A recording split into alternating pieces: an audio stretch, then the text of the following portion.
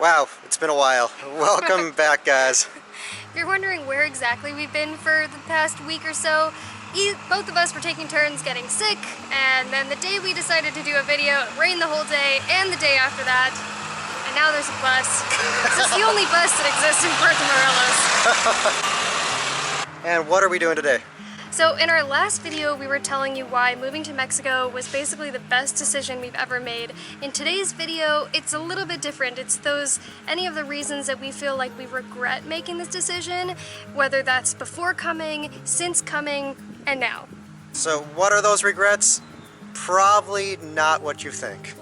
So the first regret on our list is not taking every possible opportunity to learn Spanish before and after coming to Mexico. For me, it's that despite doing 30-minute lessons every day for almost a year leading up to coming to Mexico, and sometimes 2 or 3 30-minute lessons a day, there's still so much more I could have done in the United States to prep for coming to Mexico. Like, the crazy thing is, half my family speaks fluent Spanish, so I could have been calling any and all of my relatives or going over to my grandma's house and just having conversations. They're not gonna judge me, but I let my own fear of embarrassment or awkwardness or not knowing how to say things the right way, I let that stop me from taking those opportunities to practice. And also, sorry, what were you gonna say? And that awkwardness, that's the first big hurdle to get over. That's hard to get past, and I feel like those audio lessons really helped us to start speaking the language and getting used to talking with someone. But even still, after coming here, I know I didn't take every opportunity to learn the language. Before coming here, what was your idea? Like, did you think it was going to be easy to learn a language once you were in Mexico and it was just going to come to you? Oh, absolutely, because people tell you these things like, oh yeah, just immerse yourself in the culture, immerse yourself in the language, and you'll become fluent in no time, as if by osmosis you will just absorb it from everything, from menus, street signs, people talking.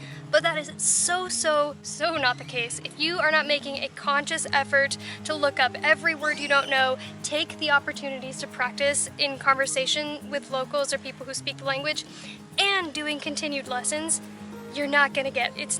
It just doesn't come to you. Yeah, if you come to Mexico and think that just because you're living here that you're going to learn the language, that is absolutely not true. If you're not trying every single day and taking the opportunities you can to learn the language, that's the only way it's ever going to happen at any reasonable speed. Yeah, and so for us, we've tried taking more opportunities, like watching Netflix shows in Spanish, watching YouTube videos in Spanish, actually pushing ourselves to have conversations even when it's a huge train wreck.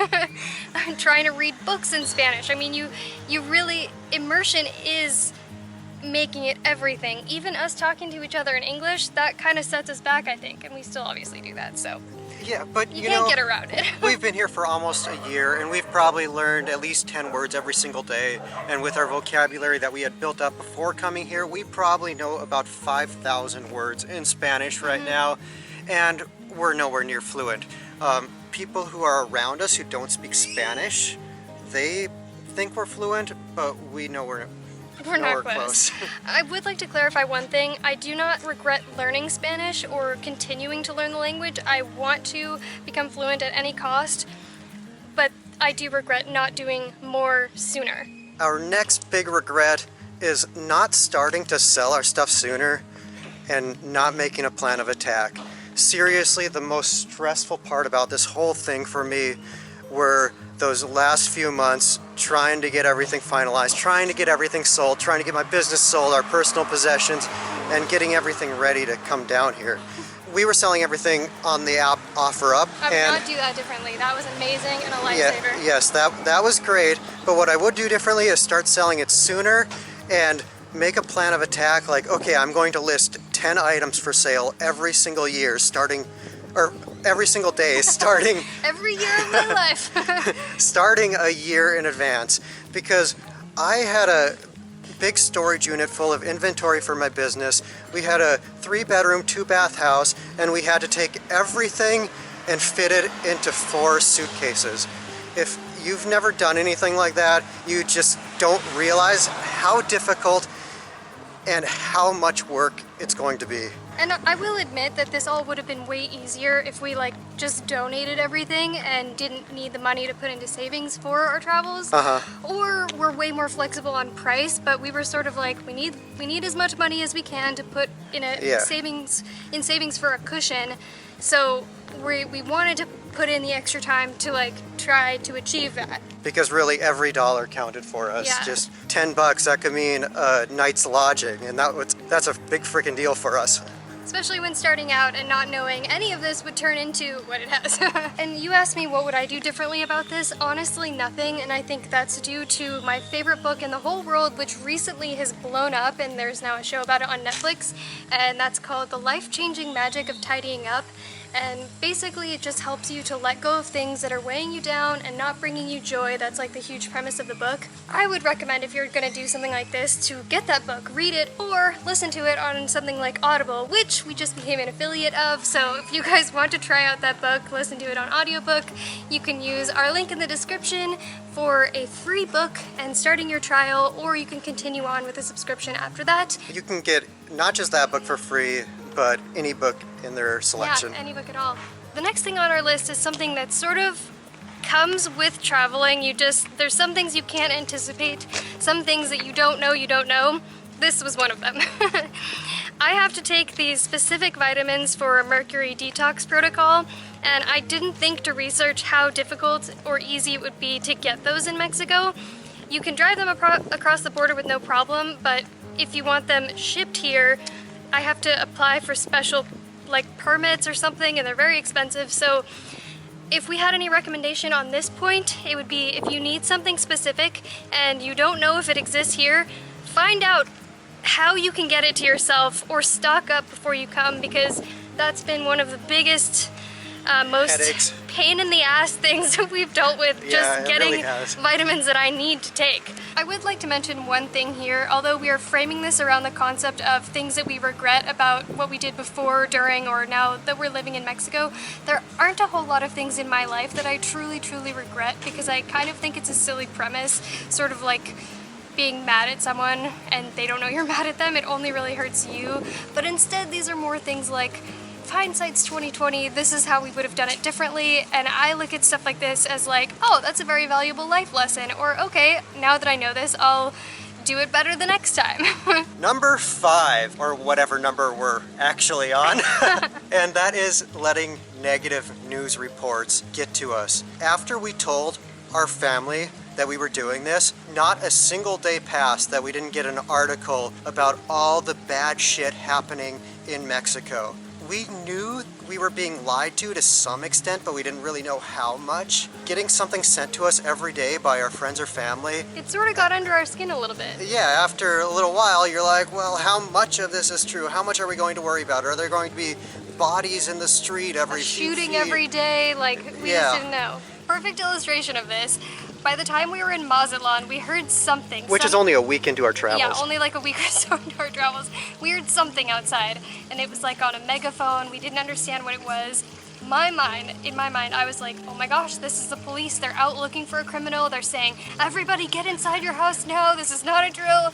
So we asked our... This is so embarrassing. We asked our host, like, oh my gosh, what's going on? What's on the loudspeaker? Well, you know, the like, refrigeradores, microondas. It was that guy. It was someone asking for your old junk, like metal stuff that they could buy off of you. But the thing is, in the US, the only time you ever hear someone going around on a loudspeaker it's just not really common. is if it's the police or something saying stay inside, like we're looking for a criminal. Yeah, so that's what we thought, but just don't believe everything you see on the news, because like we probably would have been so much more carefree and easygoing about like trying out new things if there wasn't that thing in the back of our mind, like, what if this is a trap? What if this is really dangerous? What if it's the cartels? Like, I don't know. The next thing we wish we would have done differently, I have to give you a little background on this. In Arizona, you are not required to have a front license plate on your car.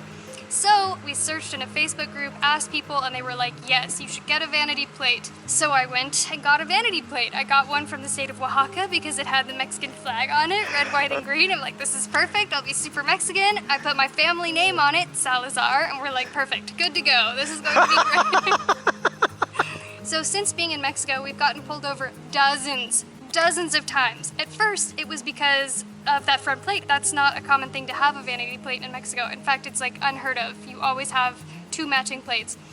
So they're like, why do you have the name of a Mexican drug lord on your car? Why do you have one from Oaxaca when you're all the way in Sonora?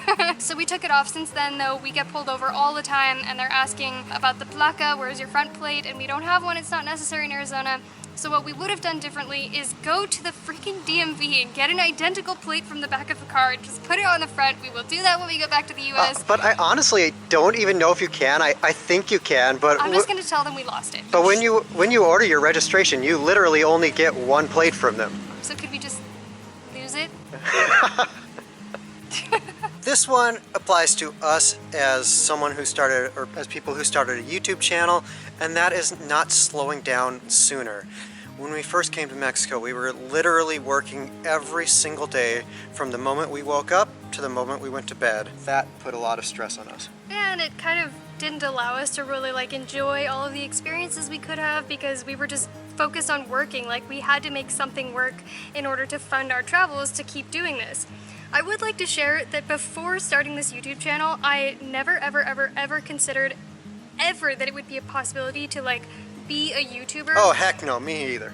And even when we were doing this in the beginning, I never thought eventually this will be a big YouTube channel. It was really, we thought we were going to make our living from Steemit.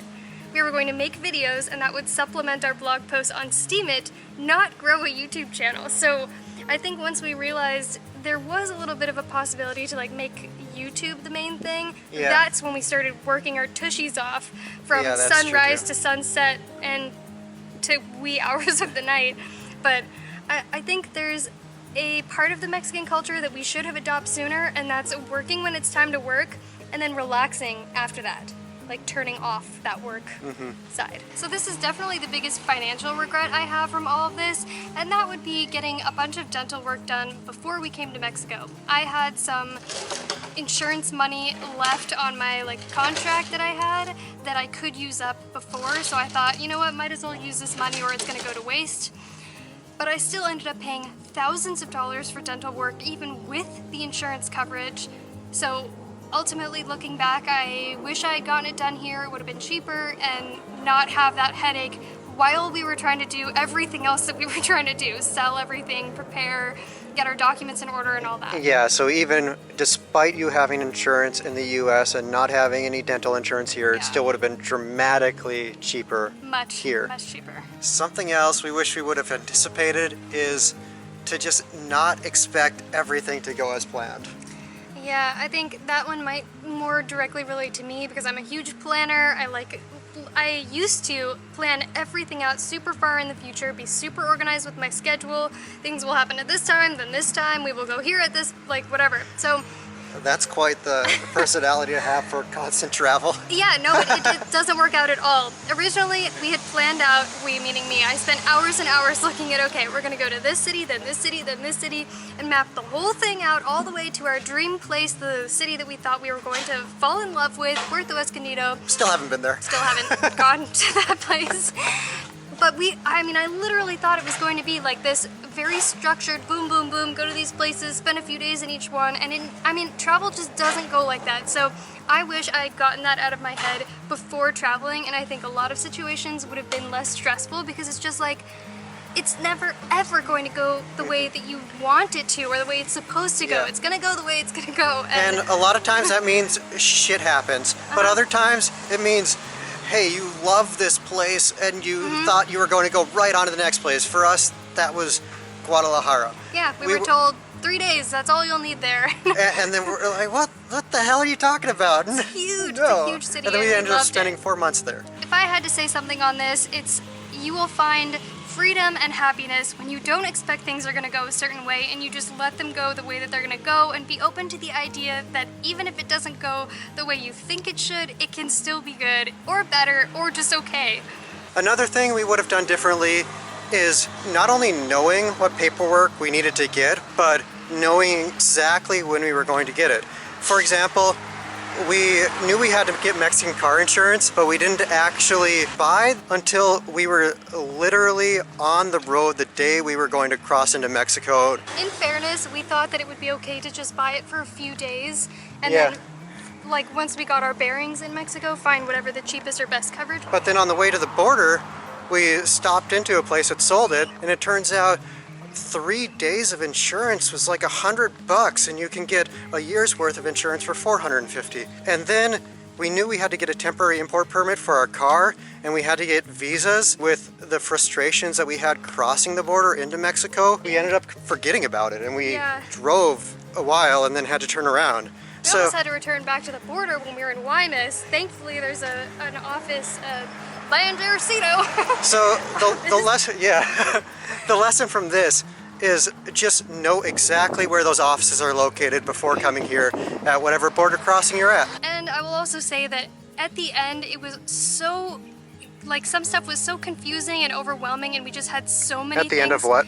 At the end of, like, right before we came to Mexico, we were about to cross the border, so much stuff was high on our priority list that it was, like, overwhelming to deal with it all, and we were sort of just, like, putting out fires. Like, okay, insurance is now the #1 priority. Okay, getting our visas are now the #1 priority. So, as much planning as we did, there was just stuff that, like, it came up along the way, and we're hoping to help you guys. Our mistakes are your benefits through these videos. Next thing on our list that we probably should have done differently is, after we were so stressed out getting everything finished and ready to go into the country, was just spending a few nights in each place. And that, I mean, that rule still applies to now. I think it's super exhausting to spend days or long hours of driving and then just stay for a night somewhere. We've found that it's much better and preferable to spend at least a week for the exhaustion factor, and also you end up saving a lot more money that way with, for instance, weekly discounts on Airbnb.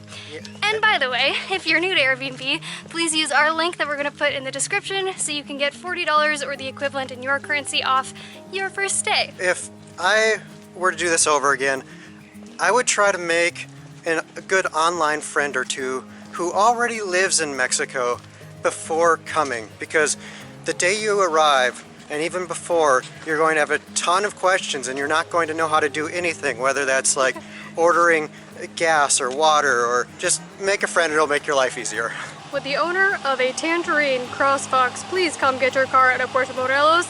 There's only room for one Tangerine vehicle in this town. Something that totally goes along with staying in places for more than a few nights at a time is something that personally bothers me a lot about traveling, or maybe like the one thing that I sort of circle back to a lot of times, and that's not having a place to really call home, like a comfortable place to go back to, because for me, I'm kind of a homebody naturally, and I like having my own space to retreat to. If like everything in the day goes wrong, I just have a bad day, or I'm sick or something, I find myself throughout our travels a lot of times being like, I just wish I could go home, but we don't have a home. We don't have a home back in the US. We don't have any home in Mexico, really. If there's something we could do differently, it is just staying in places longer to have that home. There's kind of a problem here though. If you have a limited budget, it's a lot more expensive to have a home and travel.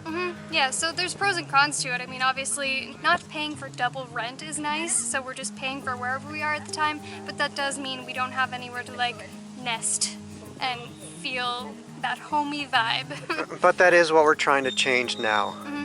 In Puerto Morelos. Yeah, having we're a home base for once. And that's what we're going to try to do here in Puerto Morelos. We'll be here, we have a place here for at least 3 months, probably longer. We don't plan to stay here the entire time. We will take trips, but have this to call our home. Within like 3 hours or so, we can go to 3 hours or less. We can go to Cancun, Playa del Carmen, Merida, Valladolid, like Mahahual, Bacalar, Holbox. Yeah, the Yucatan Peninsula is not very wide, so there's a plethora of places that we can go to while having that nice homey home that I've been missing for so long. If you haven't traveled like consistently before, I had never done this in my life. Me either.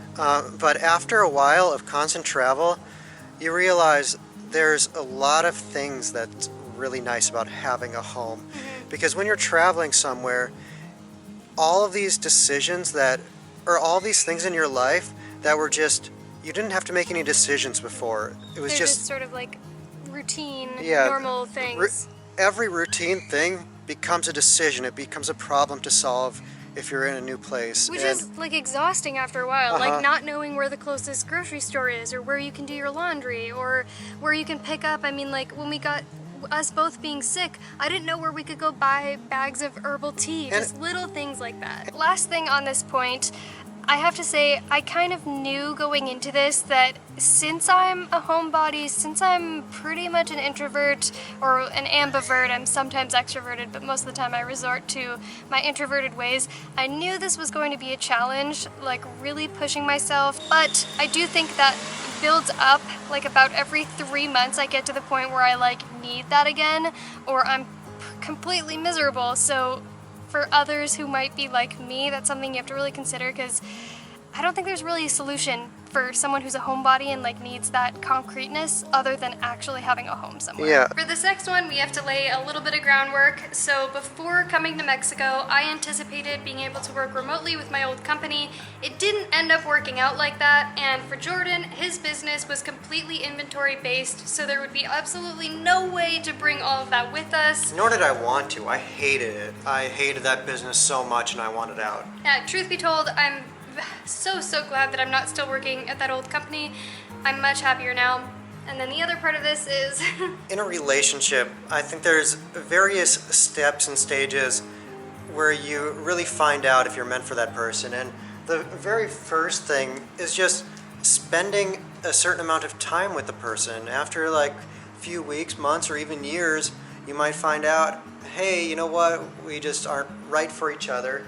And then the next step is moving in together. That's often something that's challenging, and you find out little quirky things like how clean they are or whatever. Yeah, whatever it is. Often leads to relationship struggles, and you really find out the strength of it. And then something else that challenges relationships is travel. You really see another side of them sometimes. Like and you notice, and for friendships too. I've Yeah. lost a ton of friends after big trips because you find out what people are really like when they're under pressure, when things don't go how they expect. oh, imagine that. They don't go how they expect. Yeah, who would have thought? Money issues a lot of times, like who pays for what and splitting stuff up. So travel for any relationship, even families too, it just like really brings stuff out of the cracks that nothing else can. But where we're getting with this is another level of that relationship challenges is starting a business together. So we're literally doing all of these things at once. We're traveling together, we're starting a business together, we're living together. We're trapped in a car together. Yeah, watching our videos, you may not realize this. Having a YouTube channel very much is a business. We have to treat it like that. It's our livelihood. It's how we continue doing the things we're doing. The regret, or if looking back, something that we would have wanted to address or do differently is just us being in business together, how we approach that. And I think we didn't really think of this because it just happened just so gradually. Mm-hmm. We could have done our own thing online. We could have Each made had a our YouTube own channel. videos, or like I could have done content writing online, or different things. But it just happened to be that we started this YouTube channel, and then it went somewhere, and so that became a serious venture for us. And we're both all in kind of people. Like if I'm gonna do something, I'm going to do it to the max, try to do it the best possible, and I think you're like that as well. So how would we do that any differently? Maybe some other solution is learning how to separate the business from everything else. And maybe just making time for us where there's no camera or no responding to comments. But I mean, this is just something like a life thing too, whether it's travel or not. I think that's like a really good life lesson that we figured out is, first of all, thank goodness we have such a good relationship. It's strong, it's held up through all of any conflict that's come up because of this. I'm so happy for that. Where was I going with that? I have no idea. I got distracted by the kiss. But oh yeah, good life lesson to know if you're planning on making a business with your significant other. It can put a pretty big strain on the relationship, so it's gotta be a strong one. And like we told you in the beginning, we sold everything we owned except for what fit into 4 suitcases and all the crevices of our very tiny Tinus. Oh gosh. Tiny Prius. Tiny Pri. That's such a gross word that I just made up. Well, there's some stuff that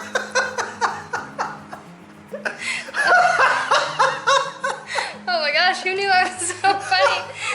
Wow.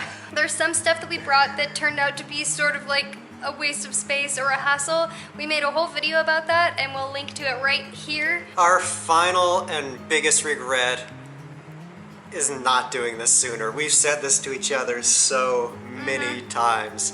And I think I personally let every reason in the book deter me from wanting to do this. Jordan was on board with the idea long before he convinced me to do it, but I was thinking, what are we gonna do for money? What if we don't like it? What if it's dangerous? What if it's scary? What if we can't learn the language? What if? Yeah. So many of those. I wish I just told those voices to shut the fuck up. And then we had just done it. And even if that meant no business came out of it, we just had to use all of our savings to do it, I think it still would be completely worth it. And I wish we would have done it sooner. It has just been such a fulfilling life. And travel in general, I mean, I don't think there's anything quite like it to open your mind up to things that you don't even know that you don't know. I always go back to that pie graph. It's stuff that I know, then there's a sliver, stuff I know I don't know. Oh, yeah. And then the rest of it is stuff I don't know I don't know. And the more we travel, the more I find that to be true. We're learning so much every day about people, food, culture, language, the world, but then the more we learn, the more I'm like, wow, I have no idea about so much stuff. It's humbling and unparalleled. So I do wish we had done this sooner. That's my regret. If we can give any advice out of this, if you have anything inside of you that's like, man, I really wish I could do that, I really want to do that, do it. Don't let stuff hold you back. Don't let that voice inside your head tell you not to do it. We think it's worth it. Thanks for your kisses. Thank you guys for watching this video today. If you can think of someone who might like it too, please share it with them on Facebook or WhatsApp, wherever you share it. Give this video the old thumbs up if you enjoyed it, and subscribe to our channel if you haven't already. And one last thing. Dong that bell! And you will be notified the next time we post a new video, and we hope to see you there.